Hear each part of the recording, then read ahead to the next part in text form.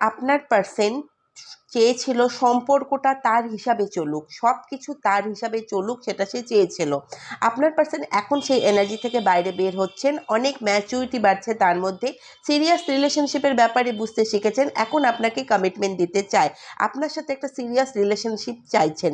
And আপনি এই পার্সনটার জন্য অনেক কিছু করেছেন, প্রয়োজনের তুলনায় বেশি করেছেন, তাই আপনাকে বলা হচ্ছে আপনি ততটাই করুন সামনের মানুষের জন্য যতটা সে করেছে।